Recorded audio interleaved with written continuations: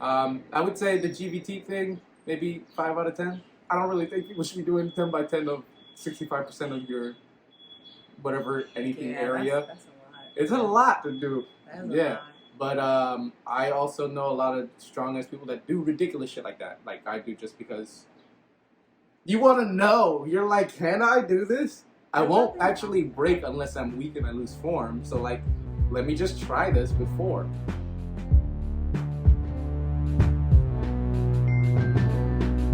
Blunt.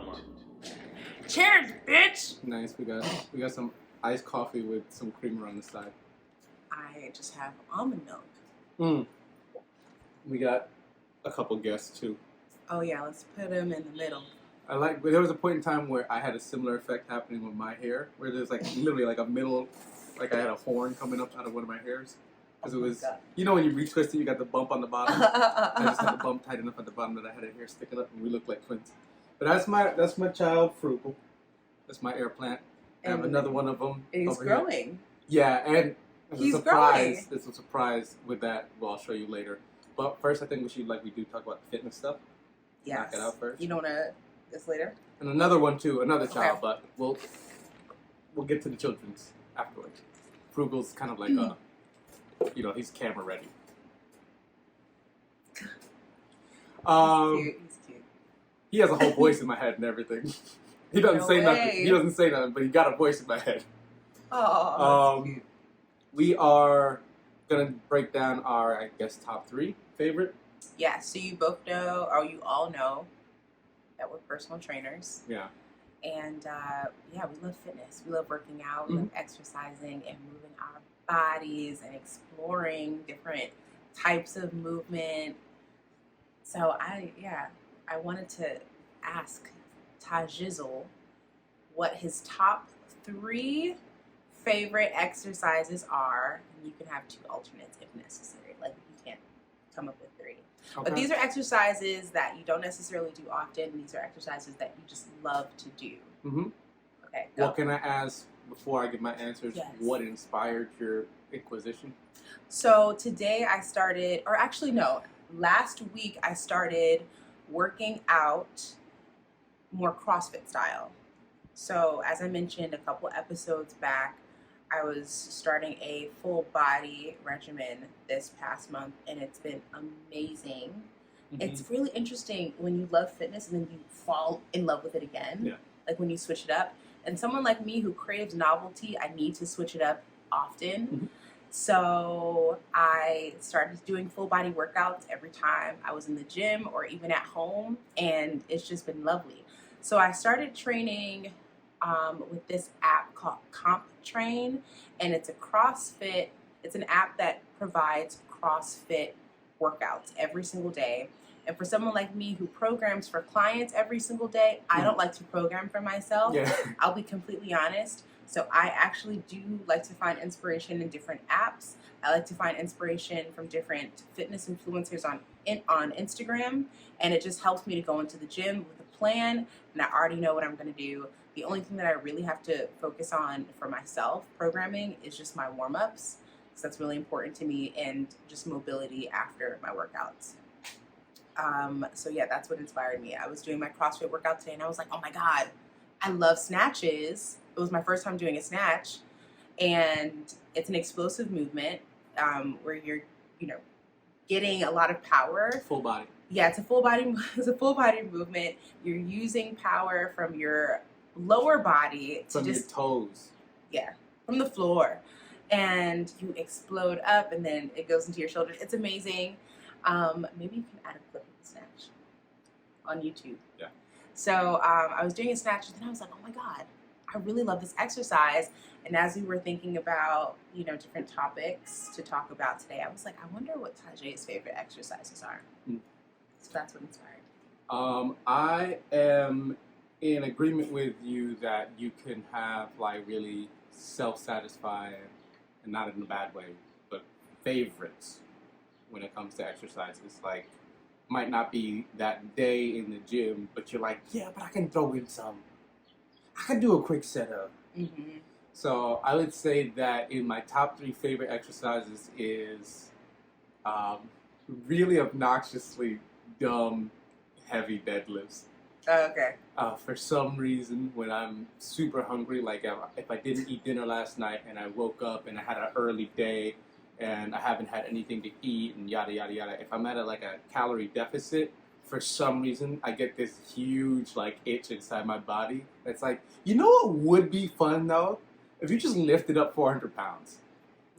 That sounds like something you would say to yourself. If you just I'm did not that, surprised. if you just did that, dog. And I'll be like, oh, I'm so hungry. I have to eat something. I haven't eaten since yesterday at lunch. I gotta get something in my stuff. But what if I just put 400 on a bar and then put some plates underneath it so I was at a deficit, making it even harder because I have really strong gams, y'all. Got really good legs. He's hot. Thank you. That's support. I've been getting moral support today. Hard code. So no, it's crazy that you say that because in church, so I'm faith based, and in church, so many weeks ago, our pastor was talking about using your gifts, like exploring what spiritual gifts you have, and one of them being the gift of encouragement. And I was like, I love encouraging people. And I don't know if this is because when you think about your love languages, you give what you want to receive. So, for example, one of my primary love languages is words of affirmation, actually. So I love to encourage people, I guess, because I want encouragement back. You want it in the world. It's kind of like selfish, but at the same time, like, but I honestly love it. I love to encourage folks. So if you were in a country that had a really a long history with droughts, you would like water around. You would like it when people had water, even if they weren't necessarily like your neighbors and they were sharing the water with you. You'd still be like, get that water. Yeah. I think it's just sometimes you notice there's a deficit of a resource or something in the world, and you're like, people would do better if they had more of this resource. And maybe because also you would like the resource, but you're not sitting there hating when somebody else gets the resource. I'm not giving encouragement to get it back. No, but that's my point. But I do love to receive affirmations from folks. You could say it's for a selfish reason. You could say that people are positive for selfish reasons, because that is a reason why people can be positive. Mm-hmm. But also, it's like, do they ever hate on other people for having that positivity in their life? Are they sitting there jealous when somebody else gets that positivity? I don't necessarily think so. I don't think that's what you're doing. No. I don't, you know what I mean? So, do that, guys. Say nice things to people. Try to, at least. It's not always going to be easy. Second favorite exercise, deadlifts might be third. Second favorite exercise would be standing on a ball. Doing, like, anything. That was the first time I saw you, Tajay. You were standing on a ball. I gotta start getting someone to come into a gym with me and recording me doing my ball stuff. I swear, I didn't know who this black boy with dreads was, but he was standing on the ball. Everybody else in 24 is just... Yeah. And then I do that on a ball. Oh my God. Like military press, standing military press, bicep curls, rotations with the shoulder. I'll throw a ball. I'll like pass a ball to myself in a circle over my head, behind my back, while standing on a ball. And I gotta just record this stuff and show you guys so you get context. Balance is so important. It is. Oh my God. Yeah. It's what makes snatches and stuff possible. Yeah. People don't understand the importance of balance work. I mean, it's not, in my opinion, it's not the most fun thing to do, but I swear, I'm like, oh crap, I haven't balanced in like a couple weeks. I need to get on a Bosu ball and do some single leg RDLs. Like I have to force myself to do balance work often. And I also do that with my clients. Like no matter how old they are doing balance stuff. That's my actual ticket as a trainer is proprioception. So yes, agree. I think because it's where I live, I would say you need to do it every single time you work out. Just the same way someone who does CrossFit is going to say you need to do CrossFit every single time you work out. You know what I mean? The only things that you need to do every single time you work out, stretching. Yes. And it might not always be at the exact same time. It might not be the exact same intensity, but it should happen every time you work out. So, yeah. I would say deadlift, anything standing on a ball, and then maybe because I'm a monster and it doesn't really make any sense at all. You know what GVT is? GVT? German volume training. No. Not because it makes any fucking sense, y'all. But I like doing 10 by 10s of above 50% of my maximum on exercises at times, like deadlifts. Mm-hmm. So I might do 300. So if my deadlift is, say, 400 pounds, 200 pounds would be 50%. Mm-hmm. Maybe like 240, 250, 260. I'll do maybe 265 on a bar 100 times. Oh, God. That makes me laugh. Yeah, That's like squats or deadlifts or something. Like I might do 50 back squats and 50 front squats. 265. Because the same reason that you were talking about right before we recorded, when you're accomplishing it, it feels like you're dying. I promise you. You feel like you're dying. But then when you are done with your 100, and you know there's going to be reps where you're like, I didn't do that one right, I have to redo it, whatever. Yeah. When you get to 100 in your head, you're like, I actually did probably like 110 of these shits. Well, and it's okay. 260, but I am sexy as all fuck. Oh, absolutely. Your whole Absolutely. body is like on point. And again, not because GVT really does make any sense to do, but because this shit feels good. No, I agree with you. I like high volume training at times. So when I was getting ready for Vegas, that's what I was doing. I was doing a lot of 10, 9, 8, 7, 6, 5, 4, 3, 2, 1 training, full body. But it was what? I would start off with benching, squatting, shoulder, like going through all of your functional movements, 10, 9, 8, 7, but like it had to be medium to heavy weight. So it killed me. It would kill me. And then like 25 step ups per side, so not alternating, but like single leg step ups. And I would challenge myself with like super heavy dumbbells. That would tax the hell out of my quads. Like it would. I remember like being in it and like crying and like cursing and like being so upset. But when I was done, being like, hell yeah, bitch, you did that. So I get it. Yeah. I get it. That's why I asked you about rating them afterwards, because I'm not saying that these are necessarily good, the best ways to think about it. I just know that they are my favorites. They get you the results too, though. Yeah, but also like the same thing, before I learned about GVT, it was also conceptually, it's just something that makes sense to me to think about your ancestry and think about the environment that your ancestry comes from. I come from people who lived in a lot of mountains. 2 different renditions of generations of people call them basically mountain people. So like, there should be some leg going against resistance strength happening in general. And so I abuse that factor anytime. Yeah. I would say the GVT thing, maybe 5 out of 10. I don't really think people should be doing 10 by 10 of 65% of your whatever anything area. That's a lot. It's a lot to do. That's a lot. But I also know a lot of strong-ass people that do ridiculous shit like that. Like I do, just because you want to know. You're like, can I do this? I won't actually break unless I'm weak and I lose form. So like, let me just try this with form. So that's a really good point too. You've prepared your body. You've equipped yourself with the necessary tools in order to accomplish such a goal. I don't think you should like get a hot head and be like, oh, I'm going to try this now because I can. That's not good at all.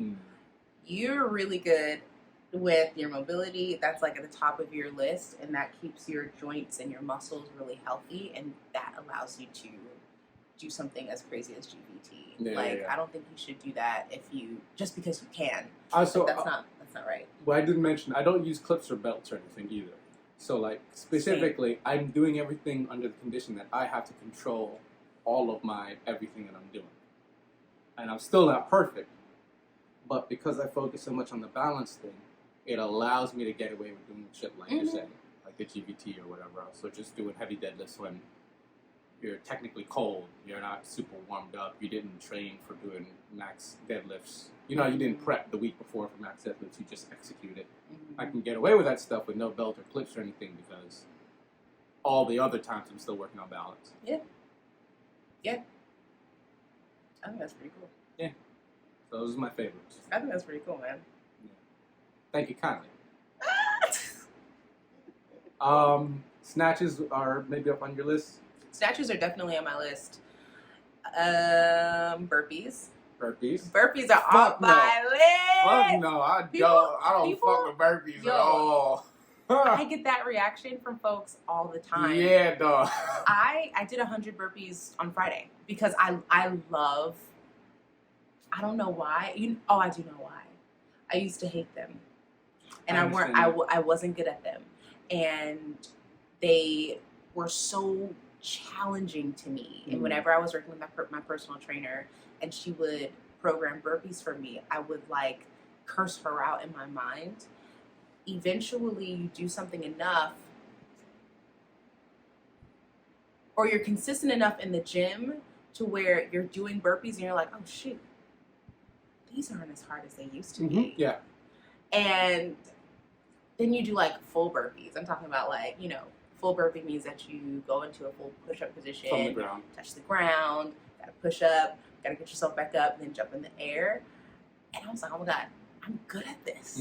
My form is great. And my breathing is great. So that's the switch. Anytime this is what people don't get about getting into fitness. It's when you can breathe while you're doing that thing that used to murder you on your first rep. Yes. That's really when you get to that point of like, holy, am I good? Can I push up? Can I push up? Yes. I'm breathing while I'm doing push up. Can I push up? Yes. I understand, because I used to be bad at deadlifts. So I understand that. That's my third one. Sumo deadlifts are my third favorite exercise. I really love doing them with the barbell. I love doing double kettlebell sumo deadlifts. That's why I wouldn't mind doing. Those are my favorite. Yeah. I think I love those more than I love the bar. The bar is harder. No, I don't think the bar is harder. I mean, obviously there's more weight. I can get more weight on the bar. I think I love the kettlebell. I feel like I get more depth with the kettlebell. With the kettlebells, I don't know. You know how we were talking about this when I was coming up with the AC? Yeah. That hip opening is a little bit more difficult because the bar can't pass by your shin. That's the thing. It can't get through your shin, but you can put your wrists but even behind your shin. With the kettlebell, I'm getting lower. So you can so you can force yourself to get into it. I think I just also love exercises that I can strength train and mobility train at the same time. Yeah, the hip, anything hip. Anything hip. Yeah. That's for that, guys. When you want stronger mobility, get your hips stronger, and then naturally when you're stretching out your hip afterwards, you need like strength in the glute to stretch the front of the hip. You need strength in the front of your hip to stretch the glute.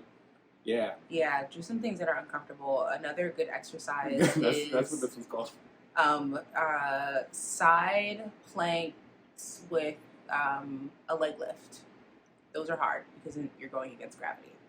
So you got snatches, you got burpees, you got sumo deadlifts. Sumo deadlifts. Not side planks. No. Okay. That's just a good one. A good hip strengthener. For your IT band, yeah. For everything that you need in your hip, but your IT band especially. And that's the one you need to do to activate splits and stop yourself from getting lower back aches. So, do that. I know planks and all that planks are almost as bad as burpees. Although I'll tell you, okay, all right. So hold up. We're gonna do this one real quick. Which one is worse for you, isometrics or eccentrics? Ooh, oh my God, I think isometrics. What is an isometric, real quick, and then I'll explain eccentrics. Okay, so isometric means that you're holding an exercise or you're holding out a movement for an extended period of time. Okay. Isometric is good for like planks and stuff like that because you want to do what? Like, are you looking for a specific answer? No. Okay. No. I don't want like the science textbook response of like why isometric do. Just like you're training yourself, so why you throw it in isometrics for? Why do I throw in isometrics? Okay. There are a couple of reasons. The first one is it helps me to get more in tune with core activation. So like whatever I'm doing, it could be like an iso hold, like bicep curl. And I'll find myself like, oh my God, my bicep. Then I'm like, oh my God, my core. and like I find that I have to reactivate it. Mm-hmm. So that helps with that. And then also, if ever I'm like honestly, if I'm hypertrophy training, then it helps with that also. Okay. I would say eccentric. Isometric for me is easier. Eccentric is more difficult. The hypertrophy thing, I definitely think is a factor, mostly just because it's the isometric and the eccentric are the 2 out of the 3 versions of contractions that you're rarely not committing to as much as a person, especially if you've been avoiding fitness. And then most of the time when people get into their fitness for the first time, it's just about, I'm just going to do the concentric activation of everything. Yeah. Eccentric is like the pulling contractions. So if you ever seen like a, what do you call them, dragonfly? So like when you're holding on, imagine if you're laying on your back and then you're holding onto something by your ears and you straighten your body up into the air. Oh, okay. But then you just slowly let yourself descend to the ground. Flagpole type stuff. Even that's isometric. Yeah, exactly. So eccentric is just like coming back down from concentric over time. Those aren't super challenging for me. I think the iso holds are more challenging, especially because when I program iso holds for myself, I typically program it after I've done a couple reps of something. So, for example, if I go back to the example of a bicep curl, I've done, like, for example, 12 bicep curls, and then I'm going to hold it here at 90. And that will just kill me. Yeah. Rather than, like, I know eccentric. people tend to do that one, the holding. Maybe not even just on the last rep, but adding in holds after concentrics. Yes. But I'll say the eccentric is what's psychologically harder for me. Okay. So that's what I do when I need to, like, I know you don't have the same activation from your left shoulder to your right shoulder, but we need to do the eccentric on the left shoulder so that way you can get strong enough. You know what I mean? That's when I'm literally trying to coach myself mentally, is when I'll do an eccentric. When I know I'm specifically weak somewhere and I have to address it. And that's really cool, especially on, again, the ball. Because if I can eccentrically do whatever contraction that I need to do, and I haven't fallen off the ball while I'm doing it, that means that I'm at least not creating a bunch of compensations. At least. Even if I'm not doing a super heavy weight, even if I'm not doing the cleanest version of it, I'm not also doing some crazy shit throughout my spine or whatever. Again, with the shoulders. Yeah, so those are my 3. Those are your 3. Yeah. I'm apparently soft when it comes to isometrics. Or eccentrics. Tony's like, I can do eccentrics. I'm like, that's where I need hope and faith. You know why? Because I'm constantly doing eccentric movements. Often. From what, breathing? From singing? No, exercising. Really? Yeah. I love doing it. And people mostly avoid them, like myself. Avoid them. That's why I don't like them. I'm constantly doing it. I think I can challenge myself with heavier weights. But challenging myself with an eccentric movement is definitely more challenging. So I just program it often. I do way more isometric while I'm on the ball. That's why isometric doesn't do anything to me. Okay. I'm like literally, it's stuck in isometric throughout most of my joints when I want to be on the ball. Yeah, of course. Doing any exercise. Most of the rest of my body's doing isometric. Yes. Yeah, wow. Okay, cool. High five. We just science. You see what I'm saying? I used to love doing this in a gym with my coworkers, just talking through the science of working out, why it's fun and cool and shit. It's super exciting to be a part of, and I hope more people coming out of the pandemic and the second rung of the pandemic and Delta and whatever else is going to come after this, investigate their personal fitness more often. Yeah. But Tony, you have to go soon. Let's just really quickly show off my 2 children. Okay. And then we're gonna let her go. You want to show the grandbaby first, or no? Since that's more news, I'm gonna. Okay. So this is my my child. I got him from. I adopted this baby from. This is a rugby ball. I adopted this baby from a buddy of mine named Hyro. Not the workout Hyro, but like his name was Hyro. And so but they wrote, it's faded off of here now, but they wrote high row on here. Let's see. Where? It's like faded to shit out of here now. You can't. There's no way you can see it. Yeah. But this child, we were talking about it. I think this might be a non-binary child. They don't got no name. They do not have a name. No. But I love this baby. This baby takes care of me, and I train clients with the baby too. Oh, I didn't know that you used Hand-eye coordination, power training, speed, Oh my God. quickness especially, to help people get over like a fear of working out in general or having accidents and stuff. You gotta work quickness. You have to work like a rotational response. Mm-hmm. I do that with my golfer a lot. Ball passing and swinging and stuff like Yeah. that. And then finally, you guys will hear me talk about my plant baby often. This is Frugal. Check out my baby's hair. Oh, I can. And we have to show the grandbaby off. Oh, Here you on go, this guys. side. Yeah, you see that, guys? Damn, it looks gigantic. And I only noticed him like a week ago. Oh, So that's the Frugal's little pup. Apparently they make little clones of themselves off on the side. Look at that. This is my little air plant, Frugal. Come on here. I don't know what I'm gonna name the baby yet, but eventually I'm gonna be able to show you guys another little small cup with another little air plant in it. Look at that. And see how quickly he grows. So those are my two little prized possessions. Little procreation happening. Exactly, Little yeah. procreation. Exactly, little life making off of himself. So cute. Yeah, today's a nice bright day out. Yeah. Hopefully you enjoy your facial that you're gonna go get to. I am going to get a facial. Okay. And So it's so funny because we have to talk about something black. So I was working with one of my friends who I do music with, and he and I, oh my God, I don't know how we got on the topic of talking about skin. Mhm. And he was just like, fuck, like that's how it starts into sometimes. Like, fuck, man, like black people, like your skin is just so good. You look so young. is this the guy who was asking about lotion? Yes. Okay. So he was like, how do you guys do that?